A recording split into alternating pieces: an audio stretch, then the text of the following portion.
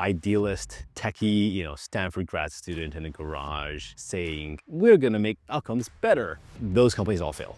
Most early stage founders go to partners and say, hey, what is it that you need? Tell me and I'll just deliver for you. If you're looking to them just to give you the answers, they don't know what's possible technologically oftentimes. They're not sure how the market trends are moving. They're not going to be able to tell you what the answer is. What they're really, really good at is telling you what the problems are. My name is Pelu Tran. I'm the CEO and co-founder of Ferrum Health. Ferrum Health is a company that is trying to make clinical AI tools accessible to the doctors and patients that need it. We just closed a $16 million Series A round. We've raised a total of $31 million. Our success is going to occur by enabling big tech, big healthcare, governments, AI developers, by enabling everyone in the market to be able to collaborate and deploy AI the way it needs to be deployed. I was months away from graduating Stanford Medical School when I actually decided to go on leave to start my first company. As a medical student, kudos goes to Stanford Med for allowing us to be extremely flexible with our time. So I was one of those students who kind of had my hand in all sorts of different pies, where I was doing device work. I was working on side projects with friends from the business school and the medical school. And Augmedix was really at the beginning just one of those side projects. As a medical student, I was working in the county hospital here in the Bay Area. That was a nightmare. I was there while they were transitioning from paper records to electronic records, where doctors were losing track of patients, no one could figure out where medications were. People were burning out and spending 3-4 times as much of their day on documentation as they were before. And actually, back in the day, this was when Google Glass was still emerging onto the scene. Everyone thought that it was going to be the advent of the wearable era. And that emerging technology intersecting with the real pain points that I was seeing in my day-to-day life as a medical student. We founded Augmedix because we wanted doctors spend their day taking care of patients rather than documenting patient records. Augmedix and Google Glass allow a scribe located off-site to securely see and hear what the doctor sees and hears during an exam in a real-time video. We showed pretty early on that writing the notes for the doctors actually allows them to deliver better care as well. 2-3 years into my first company, I was still considering going back and still thinking about, hey, at what point do I maybe leave the company, go back to medical school, become a doctor? But once we saw our technology being used to deliver care to thousands of additional patients a month, I realized, wow, I have already had more of an impact on healthcare than I would have had in my entire career as a doctor. And we went to Sand Hill Road and to the venture capital firms there, and we were able to raise a round of funding off of that idea. And we spent a few years probably trying to build out the company, prove out the idea, and ultimately continued to stay on leave from medical school as the company grew.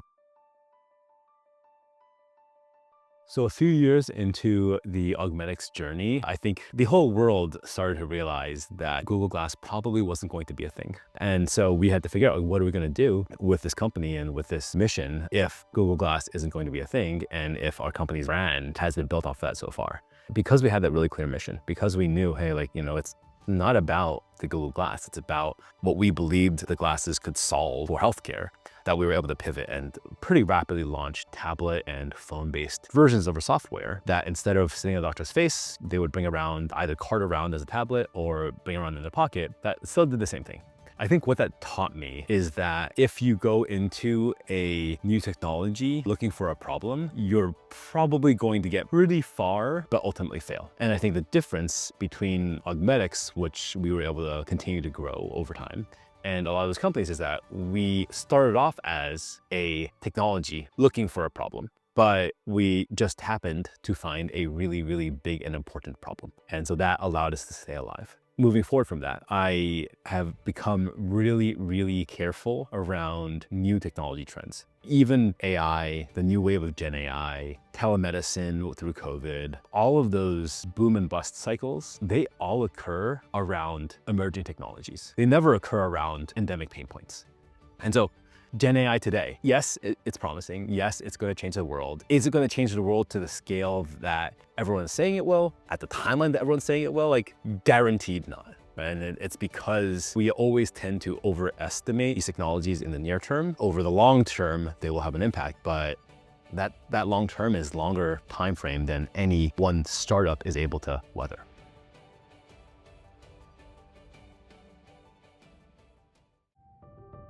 During that journey, I actually had an uncle pass away from a late-stage lung cancer that was missed by his doctors. And it was a really frustrating experience for myself and my family because I already was a successful entrepreneur in the digital health space. When we were providing care for him and talking to his doctors, he was receiving the best care in the world. He was going regularly for his screenings. He did everything right. But because his doctors weren't using the most modern of tools, a lot of these AI diagnostic tools around lung cancer that have been launched over the past decade, he wasn't able to actually have his cancer caught in time. In fact, it was missed for almost 5 years. He would have benefited so much from technology, from AI tools. His doctors wanted to use those tools, but hospitals not being able to actually adopt AI themselves directly. Like at some point, someone was going to solve it. The question was, how long will it take to solve? What we realized was, if we don't start this company, it is extremely unlikely that someone else will and succeed. Ferrum Health is our attempt at trying to solve this disconnect between the technology that's out there, the need for a platform that allows for the consolidation of AI vendors into a single point.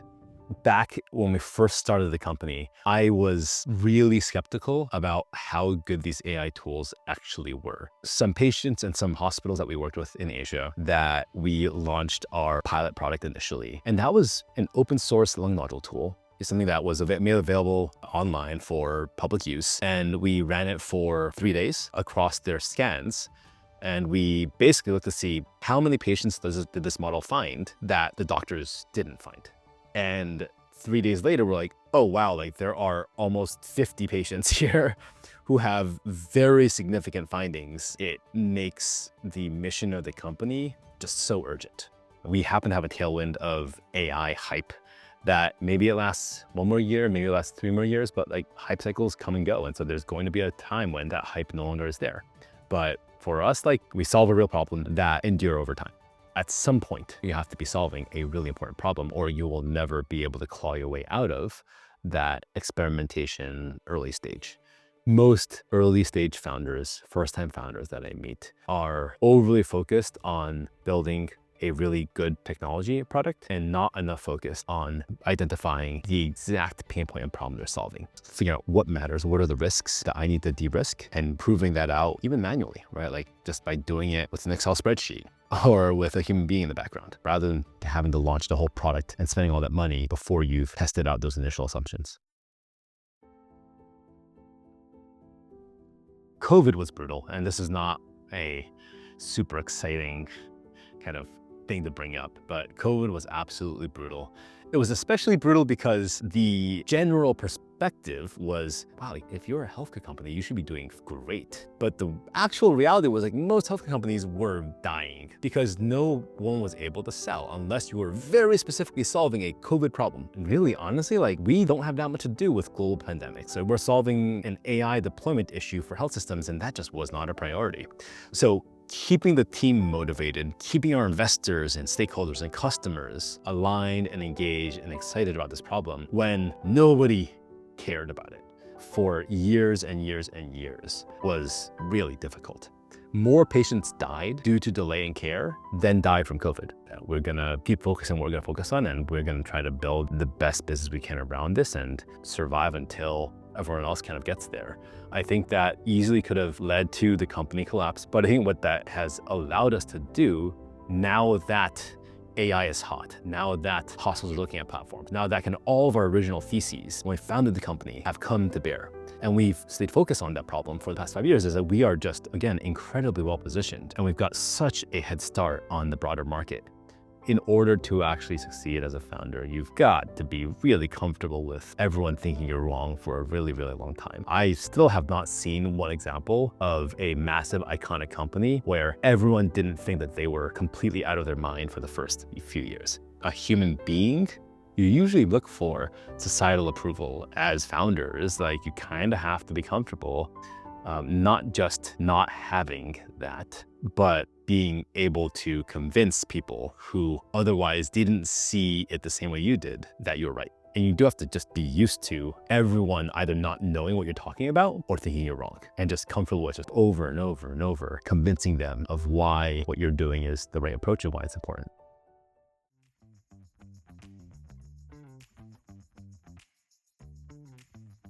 A lot of my classmates are now, super high-powered, specialized doctors that are making a ton ton of money. And so it's easy to look at, hey, like if I just stayed as a doctor, I would be some, badass surgeon doing XYZ thing. And especially as my friends all have now, saving a ton of lives day to day. Like it's an incredibly rewarding profession that I never had the chance to actually go into. But that's probably one of the sacrifices and trade-offs that I had to make. And I just had to look at the hundreds and thousands of patients that our technology is saving and say like, listen, like fine, like I'm not gonna do it directly, but we're still gonna be able to deliver a lot of impact in society, and that's enough for us.